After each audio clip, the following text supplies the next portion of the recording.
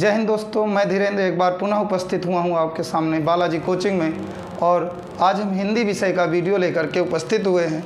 जैसा कि हम लोगों ने पिछले वीडियो में हिंदी विषय में हिंदी वर्णमाला और व्याकरण के बारे में अध्ययन किया। दोस्तों, यह हिंदी आपके सभी अकादमिक स्तर 9, 10, 11, 12 की कक्षाओं के लिए उपयोगी हो सकती है और RO, ARO, BEd, CTET, TET आदि एग्जाम्स जिनमें हिंदी पूछी जाती है, तो बहुधा हिंदी पूछी जाती है, वहाँ पर ये वीडियो बहुत ही उपयोगी साबित होगी। दोस्तों, हम लोगों ने पिछले वीडियो में वर्णमाला के बारे में अध्ययन किया था। वर्ण क्या होता है, मैंने कहा था किसी भी भाषा की सबसे छोटी से छोटी सूक्ष्मतम इकाई वर्ण होती है।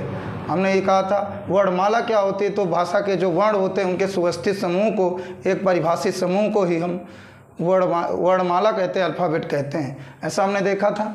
और आज हम देखेंगे आखिर वर्ण जो होते हैं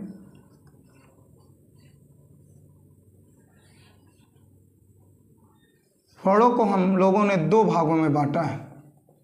एक भाग का स्वर नाम है, दूसरे भाग को व्यंजन कहा जाता है। वर्णों की संख्या की बात करें तो वर्णमाला में वर्णों की संख्या को 52 कहा गया है। 52 कहा गया है। यदि हम स्वरों की बात करें तो पिछले वीडियो में हमने चर्चा की थी कि स्वरों की संख्या 11 मानी गई है, परंतु यदि शुद्ध स्वरों की संख्या पूछी जाए तो शुद्ध स्वरों की संख्या को 10 कहा गया है। और ऐसे मात्राओं की संख्या के बारे में पिछली वीडियो में हमने बात की थी कि मात्राएं कितनी होती हैं। दोस्तों, मात्राएं 10 होती हैं, जिसमें स्वरों में हमने कहा था कि जैसे आ, बड़ा ई, बड़ी ऊ, ए, आए और ओ, औ। यहाँ पर ऋषि ऋषि भी ले लेंगे, इनको ऋषि ऋषि को ले लेंगे तो 11 स्वर होते हैं। यदि शुद्ध स्वरों की बात करें तो ऋषि ऋषि को हम स्वरों में शामिल नहीं करते हैं, क्योंकि यह रह और ई इसके मिक्स रूप से बनती है, इनके मेल से बनती है, र और ई के मेल से बनती है। व्यंजनों की संख्या के बारे में भी पिछले वीडियो में हमने चर्चा की थी कि व्यंजनों की संख्या, हिंदी में व्यंजनों की संख्या को 33 बताया गया है। कितने बताया गया है? 33 व्यंजन बताए गए हैं। हिंदी वर्णमाला में व्यंजनों की संख्या 33 है। स्वरों की संख्या को 11 कहा गया है, शुद्ध स्वरों की संख्या को 10 कहा गया है। इस प्रकार से मैंने पिछले वीडियो में अध्ययन किया था। चलिए देखते दोस्तों, आज स्वरों को दो भागों में बांटा गया है। पहले भाग को हास्य या ह्रस्व स्वर कहा जाता है, हास्य या ह्रस्व स्वर। दूसरे भाग को दीर्घ स्वर कहा जाता है। ह्रस्व स्वर का दूसरा नाम लघु स्वर भी है और इसी को ही हम रूढ़ स्वर भी बोलते हैं। इसी को हम लोग रूढ़ स्वर के नाम से भी जानते हैं, ह्रस्व स्वर को और दीर्घ स्वर। तो ह्रस्व स्वरों की संख्या यदि बात करी जाए, ह्रस्व स्वर कितने होते हैं, तो 4 ह्रस्व स्वरों को बताया गया है।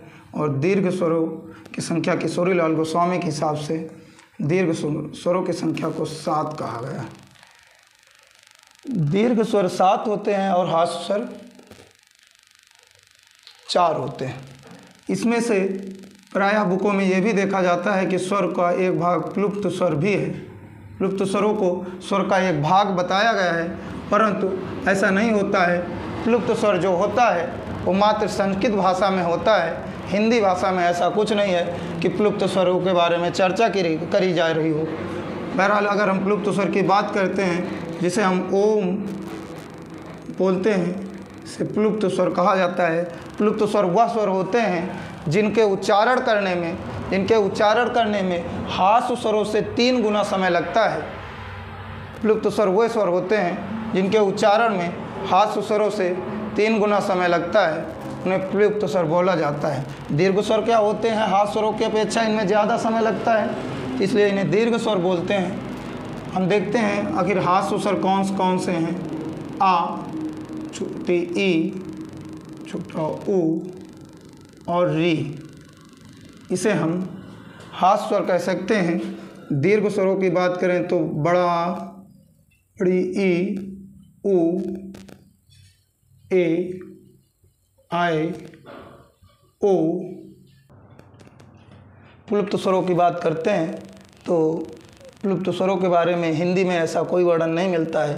प्रायः संस्कृत में प्लुप्त स्वरों को बताया गया है कि जिनके उच्चारण में धातु स्वरों की अपेक्षा 3 गुना समय लगता है। वैसे ओम को ऐसे ही राइट किया जाता है, ये ऐसे और ये ऐसे भी लिखा जा सकता है। दीर्घ स्वरों को समय हाथ स्वरों की अपेक्षा अधिक लगता है, इसलिए इन्हें दीर्घ स्वर कहते हैं। इनकी संख्या 7 कही गई है। अगर हम व्यंजन की बात करें, स्वरों की तो बात कल भी कर लिए थे पिछले वीडियो में, व्यंजन की बात करते हैं। व्यंजन को हम लोगों ने हिंदी वर्णमाला के व्यंजनों को 3 भागों में बांटा गया है। हिंदी वर्णमाला के व्यंजनों को हम लोगों ने 3 भागों में बांटा है। हाँ तो दोस्तों, यदि हिंदी वर्णमाला में हम व्यंजनों की बात करें तो व्यंजनों की संख्या 33 मानी गई है। व्यंजनों को उच्चारण के हिसाब से 3 भागों में बांट सकते हैं। व्यंजन क्या होते हैं? तो व्यंजन वो होते हैं जिनको स्वरों की मदद से उच्चारित किया जाता है। और स्वर क्या होते हैं? जिनके उच्चारण में किसी की भी सहायता नहीं ली जाती, उन्हें स्वर कहते हैं। और व्यंजन क्या होते हैं? व्यंजन स्वरों की मदद से उच्चारित किए जाते हैं, यानी उनके उच्चारण में स्वरों की मदद ली जाती है। आखिर हम व्यंजन की बात करें तो व्यंजन के 3 भाग हम बांट सकते हैं उच्चारण की दृष्टि से। स्पर्श व्यंजन, अंतस्थ व्यंजन, ऊष्म व्यंजन। स्पर्श व्यंजन, अंतस्थ व्यंजन और ऊष्म व्यंजनों के हिसाब से हम लोग बांट सकते हैं स्वरों को, व्यंजनों को। तो स्पर्श व्यंजनों की संख्या 25 मानी गई है और अंतस्थ व्यंजनों की भी संख्या 4 मानी गई है। ऊष्म व्यंजनों की संख्या को 4 कह सकते हैं। स्पर्श व्यंजन वो व्यंजन होते हैं जिनके उच्चारण करते समय हमारे मुख के 2 अंग या शरीर के 2 अंग आपस में स्पर्श करते हैं। विशेषकर जिह्वा की बात करते हैं तो जिह्वा किसी न किसी अंग को स्पर्श करती है, उन अंगों को हम स्पर्श व्यंजन कहते हैं। अंतस्थ व्यंजन वो व्यंजन होते हैं जिनके उच्चारण के समय हम वायु को अपने अंदर ग्रहण करते हैं, इन्हें अंतस्थ व्यंजन कहते हैं। और ऊष्म व्यंजन वे व्यंजन होते हैं जिनके उच्चारण के समय हवा की रगड़ से उच्चारित होते हैं, यानी कि इन्हें गर्मी से इनका ऊष्म यानी गर्माहट से उच्चारण किया जाता है थोड़ा, तो इन्हें ऊष्म व्यंजन कहे जाते हैं। स्पर्श व्यंजन की अगर हम बात करें तो स्पर्श व्यंजन का वर्ग, चा वर्ग, टा वर्ग, ता वर्ग और पा वर्ग। 5, 10, 15,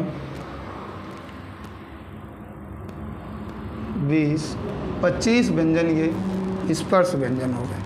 अगर अंतस्थ व्यंजन की बात करें, कौन कौन से व्यंजन जिनके उच्चारण करते समय हम वायु को अंदर लेते हैं, या, रा, ला, वा, इन व्यंजनों को अंतस्थ व्यंजन कहा गया है। और ऊष्म व्यंजन की बात करें तो ये शा, खटकोड़, वाला सा, हा, इन 4 को ऊष्म व्यंजन कहा गया है। दोस्तों, इस प्रकार से हिंदी वर्णमाला में हम देखते हैं वर्ण कुल, अगर वर्णों की कुल संख्या देखी जाए तो 52 वर्ण हैं हिंदी वर्णमाला में। और हिंदी वर्णमाला को 2 भागों में बांटा गया है, स्वर और व्यंजन में बांटा गया है। स्वरों की संख्या 11 है, अगर शुद्ध स्वरों की बात करी जाए तो 10 है। व्यंजनों की संख्या 33 मानी गई है।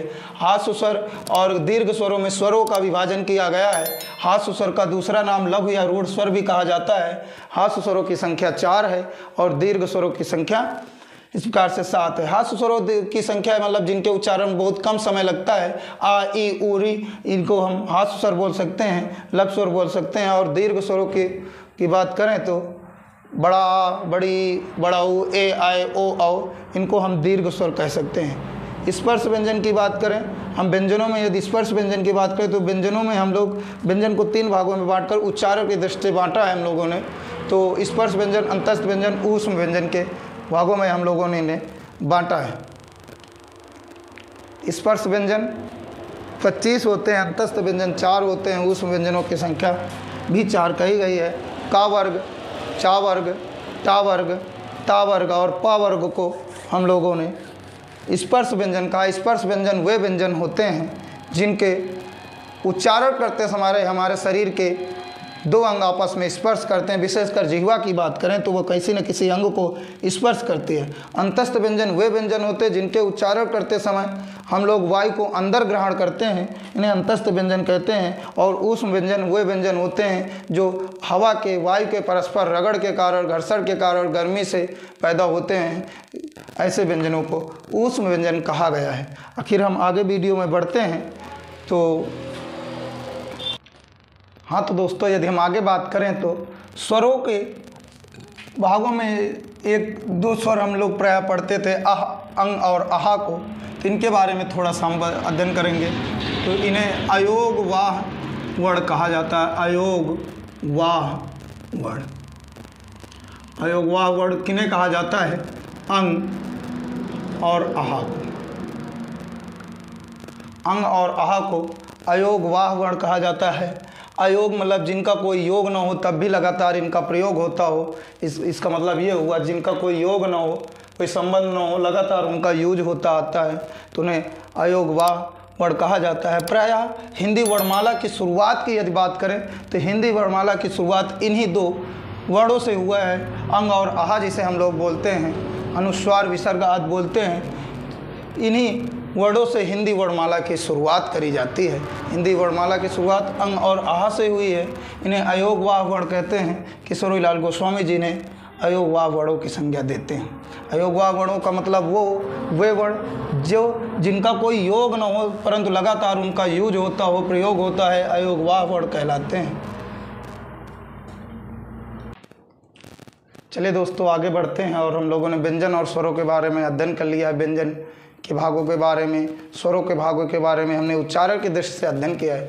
दोस्तों हम लोगों ने संयुक्त व्यंजन की चर्चा नहीं की है, तो अतः हम संयुक्त व्यंजन की चर्चा करते हैं। दोस्तों संयुक्त व्यंजन क्या होते हैं? वे व्यंजन जो दो वर्णों के संयोग से, दो व्यंजनों के संयोग से, यानी आपस में उनके मिलन से तैयार होते हैं, ऐसे व्यंजनों को संयुक्त व्यंजन कहा जाता है। ऐसे व्यंजनों को संयुक्त व्यंजन कहा जाता है। दोस्तों संयुक्त व्यंजन, हम लोगों ने व्यंजन जब 33 व्यंजन काउंट किए थे उनमें संयुक्त व्यंजन की संख्या नहीं काउंट करी थी। संयुक्त व्यंजनों में छा से छत्री, त्रिशूल, ज्ञा और श्रा माना गया है।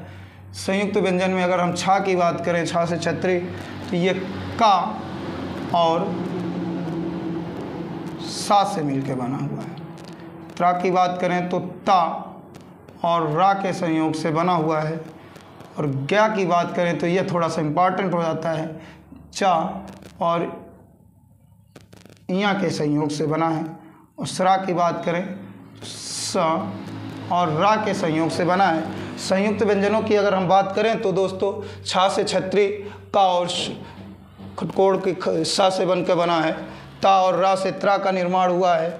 ज्ञा की बात करें तो ज्या और इया से बना है। श्रा की बात करें तो शा और रा से मिलकर के बना है। दोस्तों थोड़ा सा उच्चारण की बात करते हैं तो जैसे हम लोग उच्चारण करते हैं, कुछ शब्द हमारे दैनिक जीवन में यूज होते हैं, जैसे शिक्षक, इसे हम लोग शिक्षक बोलते हैं। यदि हमें इसका शुद्ध उच्चारण करना पड़े तो इसका शुद्ध उच्चारण शिक्षक का शिक्षक होता है, शिक्षक होता है। इसी प्रकार से पहले का और सा का मिक्स रूप है छा।